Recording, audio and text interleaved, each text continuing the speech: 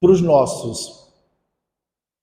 Nós estamos deixando uma herança terrena ou nós estamos deixando um legado espiritual? O que é melhor deixar para aqueles que o Senhor nos encaminhou a ensinar, ou o que é melhor deixarmos para os nossos filhos?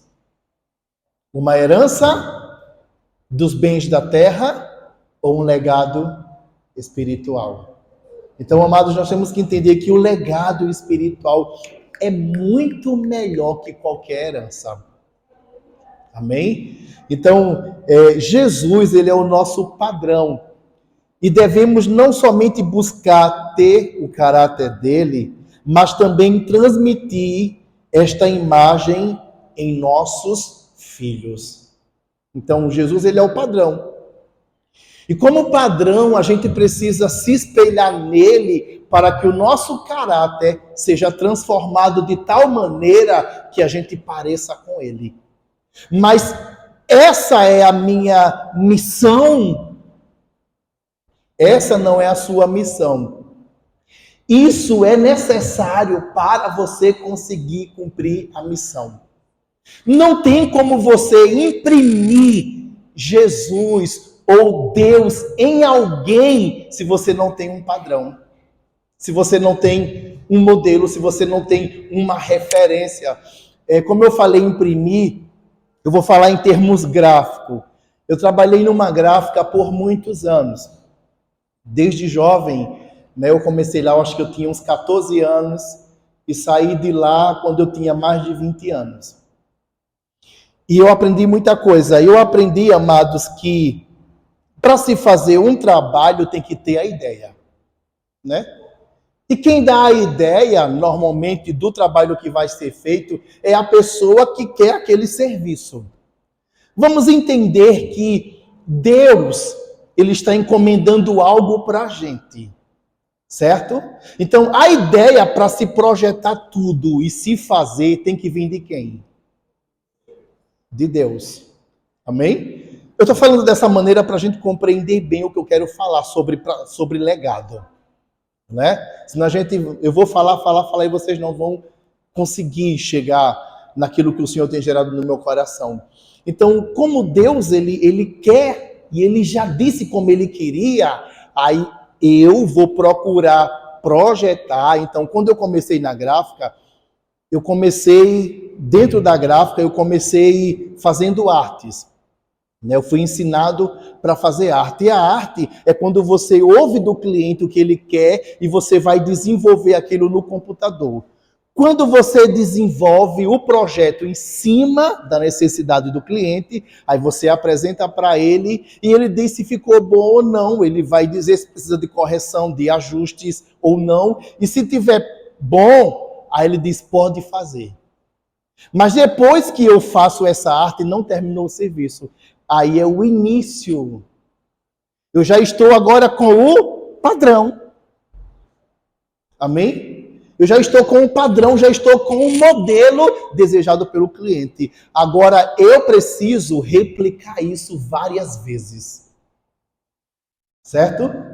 Então, depois da arte pronta, a gente imprimia um filme, que no início era um papel vegetal, e essa arte em preto nesse papel vegetal, e depois a gente transferia isso para uma chapa de metal. Essa chapa de metal, ela vinha com um produto, e esse produto, quando a gente unia o papel vegetal com o desenho do cliente e levava isso para a luz refletia no desenho que eu fiz e imprimia naquela chapa o que o cliente desejava.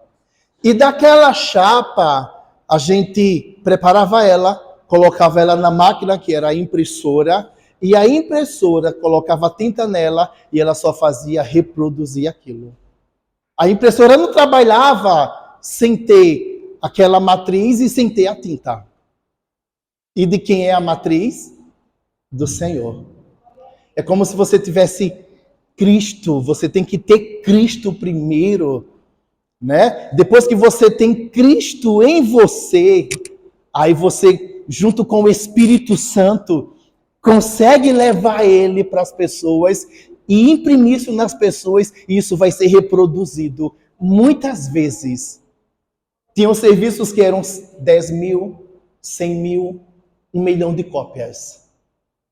A gente precisa fazer cópias de Cristo aqui na Terra, onde essas cópias elas têm o padrão que veio do Pai, e elas entendam que Deus é Pai, não eu que fiz aqui, porque eu estou apenas trabalhando para o Pai, certo? Então, se a gente não entender isso, a gente vai acabar, em vez de dar uma herança para a pessoa, a gente vai acabar fazendo com que a pessoa seja escravizada por mim.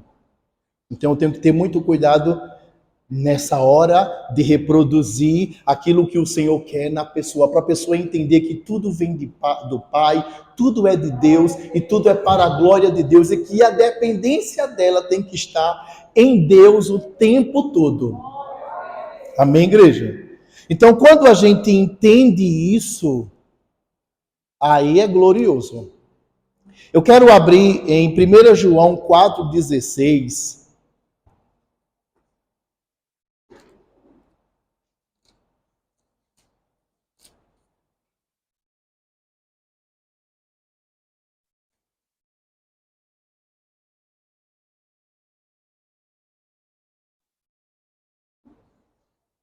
Que diz assim: assim conhecemos o amor que Deus tem por nós e confiamos nesse amor. Deus é amor. Todo aquele que permanece no amor permanece em Deus e Deus nele. Então, amados, o amor é a base para que a gente consiga ser uma cópia do Senhor e fazer cópias para o Senhor. Então, eu preciso estar nesse amor, no amor de Deus. Eu preciso permanecer no amor de Deus. E eu preciso levar esse amor. Amém, igreja? E é olhando para Jesus que a gente vai conseguir fazer tudo isso. Porque, olha, quando Deus amou o mundo de tal maneira, e Ele quis redimir as pessoas que estavam no mundo, escravizadas, separadas dele, perdidas, sem luz, sem salvação. Deus, para fazer o que fez por nós, o que foi que ele fez primeiro? Ele amou. Ele não nos acusou, porque o desejo de Deus nunca é nos acusar, nem nos destruir. Mas ele amou. Quando o homem no paraíso caiu, e Deus perguntou: Adão, onde estás? Deus sabia onde Adão estava, sim ou não? Mas o que é que ele queria? Ele queria que Adão se revelasse para Deus, não se escondesse, porque o pecado faz a gente se esconder, se revelasse, se achegasse a Deus, para ele curar.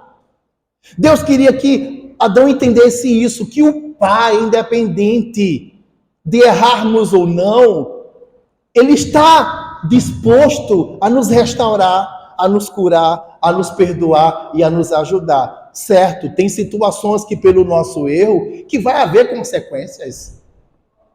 Amém? Uma correção, uma lapadinha, vai haver consequências. Mas tudo isso é porque o Pai ama muito. Amém, igreja? Então ele não quer que a gente se afaste. Então, naquele momento que o Pai fez isso, ele estava ali mostrando: olha, Adão, independente do que você fez, mesmo você tendo desobedecido a minha palavra, eu estou aqui. E eu quero continuar tendo comunhão contigo. Eu sei que o pecado, ele é uma barreira, e o pecado, ele está entre nós agora. E por conta disso, é difícil de termos intimidade. Mas eu quero ter intimidade contigo. E Adão, aí foi quando ele começou a trazer o juízo, e aí ele falou: olha, Adão, tem uma promessa de restauração. E essa promessa é que do descendente da mulher vai vir um que vai pisar a cabeça dessa serpente que enganou vocês. Amém, igreja? Então, Deus nos amou, mostrou isso e providenciou o que era necessário. Foi quando Jesus ele veio para a terra em forma de homem. Ele veio por quê? Como diz lá em João 3,16, porque Deus amou o mundo de tal maneira que deu o seu Filho unigênito para que todo aquele que nele creia não pereça, mas tenha vida eterna. Então, o Pai nos amou, Jesus também nos amou, e Jesus ele veio para a terra para justamente mostrar para a gente como é o relacionamento do Filho com o Pai Celestial.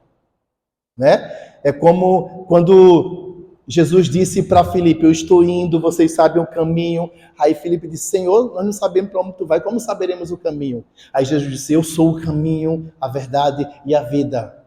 Amém, igreja? Jesus disse, eu sou o caminho, Filipe. Jesus estava dizendo isso. E Filipe disse, Senhor, nos mostra o Pai, isto nos basta. Aí Jesus disse, Filipe, eu tenho estado com vocês o tempo todo. Você não crê que o Pai está em mim, que eu estou no Pai, que eu estou aqui revelando o Pai para vocês? Então Jesus estava na terra revelando o Pai para os seus. Para quê? Para que, como Jesus, que tinha um relacionamento íntimo com o Pai, nós passássemos a ter, mas entendendo que esse relacionamento será possível através de Jesus.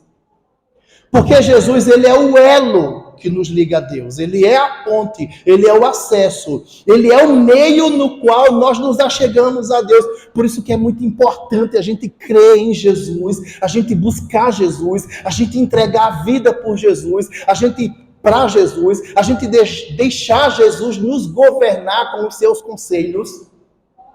Amém, igreja? Porque Jesus, ele é o padrão, ele é o modelo do relacionamento com o Pai. Então, Jesus ele veio para que essa comunhão com o Pai fosse restaurada e ele mostrasse a forma certa de se relacionar com o Pai. Por isso que nós precisamos ler as Escrituras, porque nas Escrituras Jesus ele está nos ensinando isso. Tudo que Jesus ensinava para que a gente não ficasse mais separado de Deus, mas que agora a gente fosse íntimo de Deus. Amém, igreja? Então, Jesus ele fez isso, né? E esse é um legado que nós precisamos aprender e deixar para as pessoas que nós nos relacionamos. Deixar para os nossos parentes, deixar para os nossos filhos. Não adianta você deixar dinheiro para o seu filho e não deixar esse legado. O seu filho ele precisa entender que é de Deus que ele precisa. Que Deus é o Pai dele.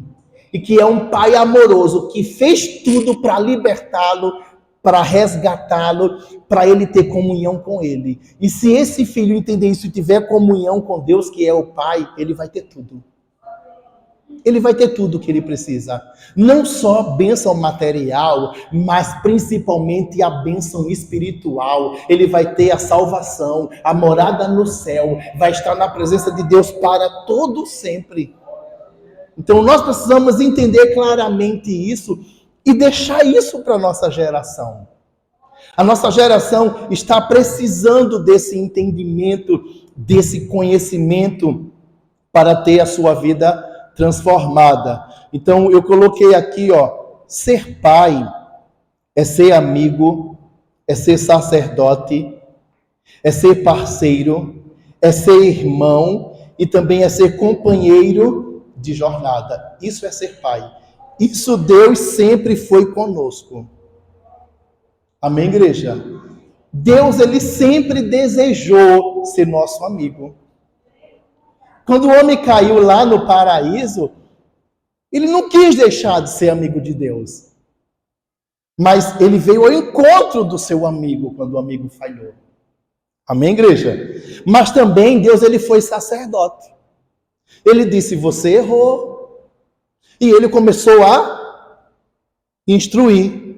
Mas também Deus, ele foi parceiro dele. Ele foi irmão. Ele foi companheiro também de jornada, porque ele conduziu o homem. Ele nos conduz a cada dia. E esse padrão aqui, de Pai, de Deus, nós precisamos ter em nós. E nós precisamos refletir isso para a nossa família. Amém, igreja? Nós precisamos imprimir isso em nossos filhos.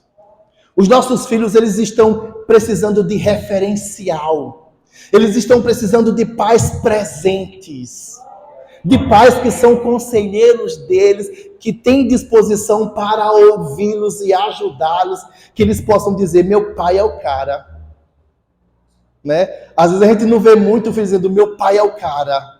O meu pai é muito amoroso.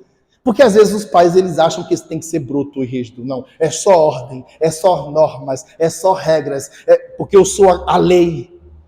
O pai, ele não é só a lei, não. Mas quando a gente olha para Deus, Deus, ele é pai, mas ele é uma expressão, ele é a referência de amor, ele é o próprio amor. Nós somos resgatados e nós estamos hoje aqui por causa do amor de Deus. E esse amor, ele constrange-nos. Não é isso, igreja? Ele nos constrange, esse amor. E o nosso amor precisa constranger nossos filhos. Eu estava ouvindo um relato de uma pessoa dizendo que ela estava conversando com uma criança sobre o Dia das Mães e os Dias dos Pais.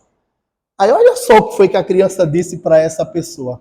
A criança disse, no Dia das Mães, a gente tem que conseguir mais presente. No Dia dos Pais, qualquer coisa.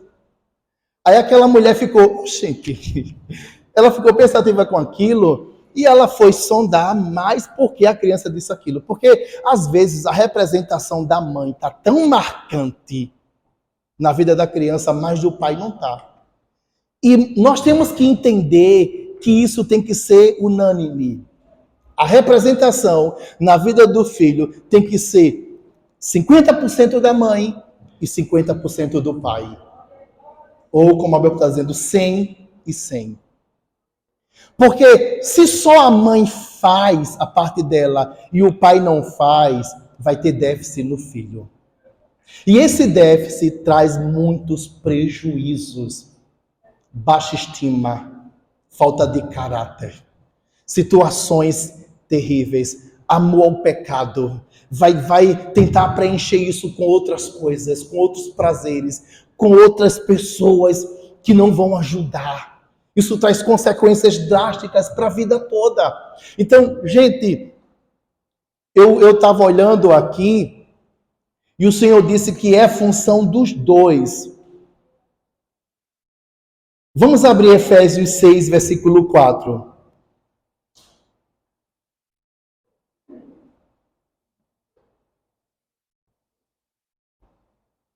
Efésios 6, 4.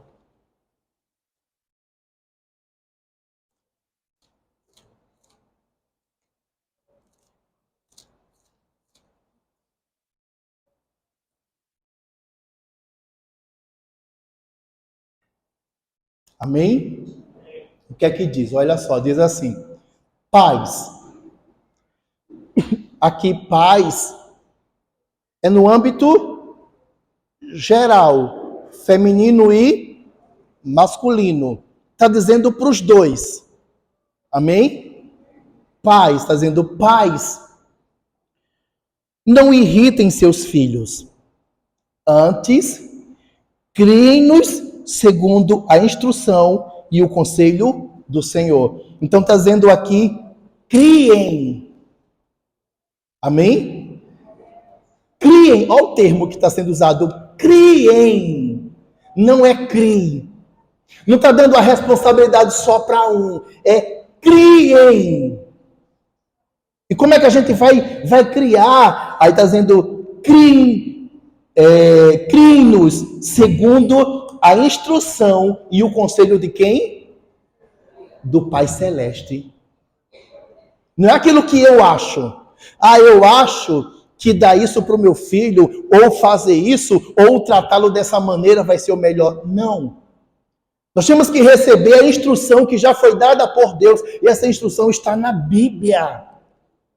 A Bíblia é o nosso manual. Então, criem-nos segundo a instrução e o conselho do Senhor. Então, é uma parceria, amados. E sem contar que a Bíblia também diz que o homem, ele é o cabeça no lar. Ele é a autoridade no lar. Ele é o sacerdote do lar. Efésios 5, vamos lá, voltar só um pouquinho. Efésios 5, versículo 22 e o versículo 23.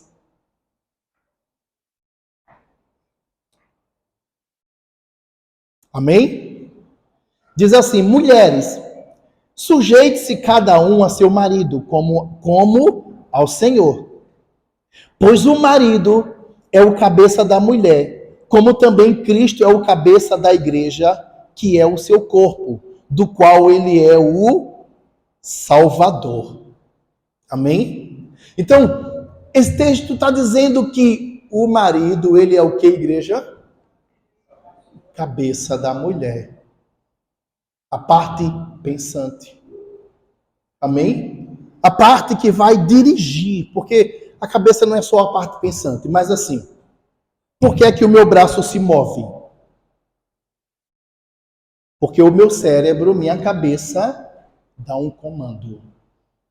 Sim ou não? Então, todo o meu corpo, ele responde a esse comando. E por ele responder a esse comando, o corpo, ele anda bem. Já imaginou se o braço dissesse, olha, cabeça, eu não quero não fazer o que tu tá mandando, ó, se vira aí. Isso é anomalia. Sim ou não? É anomalia, é defeito, é erro, não é normal. Então, gente, tem que haver um trabalho de unidade para que nós possamos deixar um legado para os nossos filhos, tá? Eu comecei falando de deixarmos um legado para as outras pessoas, mas agora vamos deixar para os nossos filhos. Que deixar para as pessoas como para os nossos filhos é a mesma coisa. Às vezes um dos nossos maiores erros como pais é ensinar fora, mas não ensinar na nossa casa. O crescimento que eu tenho que ter espiritual e bíblico tem que ser primeiro para minha família, para minha casa. O que eu entendo da Bíblia, eu preciso instruir os meus. Às vezes a gente tem um mau hábito de, eita, eu conheci isso, descobri isso. Pastor, me dá uma oportunidade para eu pregar a palavra?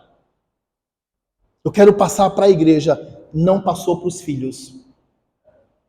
Não passou para a esposa. Não passou para a família. Às vezes o que é que acontece? A gente está aqui pregando algo e a casa destruída. Não é esse ministério que Deus quer para as nossas vidas. O nosso primeiro ministério, amados, é em nossos filhos imprimir isso. Imprimir Deus, imprimir Jesus. Mostrar que Deus é tudo para eles.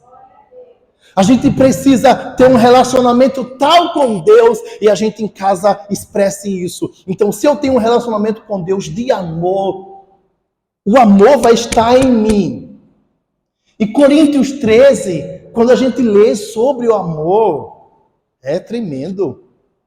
Diz que o amor, ele é paciente. Né? Vamos abrir Coríntios 13, para a gente lembrar, porque a gente fala tanto de amor, mas muitas vezes não vive esse amor. A gente às vezes pensa que amar é só abraçar ou dizer uma palavra de lisonja. Tá tão bonito hoje, olha. A gente às vezes acha que isso é amor. 1 Coríntios 13, a partir do versículo 1, diz assim: ainda que eu fale as línguas dos homens e dos anjos, se não tiver amor, serei como sino que ressoa, ou como prato que retine. Ainda que eu tenha o dom de profecia e saiba todos os mistérios e todo conhecimento e tenha uma fé capaz de mover montanhas, se não tiver amor, nada serei. Olha só, amados, não adianta ter tanto e não ter o principal. Deus é o quê? Amor. E o conselho que Jesus